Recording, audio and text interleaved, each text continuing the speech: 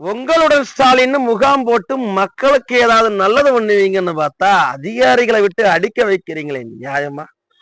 ராணிவேட்டை மாவட்டத்துல 60 வயதிற்கு மேலான முதியவர் வேங்கடபதினு பேர். அவரு இந்த உங்களுடன் ஸ்டாலின் முகாம்ல ஏதாவது நல்லது நடந்துராதான்னு மனு கொடுத்திருக்கிறார். மனுவை கொடுத்துட்டு அந்த கிராம நிர்வாக அதிகாரி கிட்ட இந்த மனுவுக்கு ரசீது கேட்டு இருக்கிறார். ஏன்னா அச்சம் இருக்குமா இல்லையா? தெக்க ஒரு பகுதியில ஆத்துல இந்த மனு எல்லாம் மிதந்துச்சு, இன்னொரு இடத்துல டீ கடையில வடமடிக்கிறதுக்கு பேப்பரா பயன்படுது, அந்த மாதிரி கால்கடுக்க ஓடி வந்து மனு கொடுக்கிறோமே, இதுவும் அது மாரி போயிட போகுதுன்னு ஒரு ரசீது கேட்டாரா நானும் தெரியலங்க. அதுக்கு அந்த கிராம நிர்வாக அதிகாரி அவர்கிட்ட வாக்குவாதம் பண்ணி கைகலப்பில் ஈடுபட்டு இருக்கிறார். அந்த அலுவலகத்துல இருந்து அப்புறப்படுத்த பார்த்திருக்கிறார்.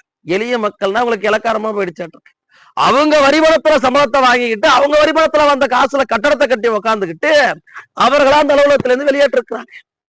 ஒரு கட்டத்துல அங்க பணியில இருந்த உதவி ஆய்வாளர் அவர்கிட்ட குத்துச்சண்டை போடுறாருங்க. குத்துச்சண்டை யார்கிட்ட? 60 வயது முதியவர்கிட்ட நெஞ்சிலே குத்தி இருக்கிறார்.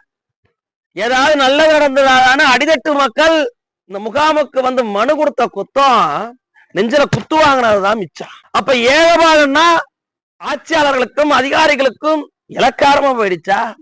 உங்கள்கிட்ட குத்து வாங்குறதுக்கும் அடி வாங்குறதுக்கும் உதவாங்கிறதுக்குமா மக்கள் உங்களை ஓட்டுக்கு போட்டு உட்கார வச்சிருக்கிறாங்க?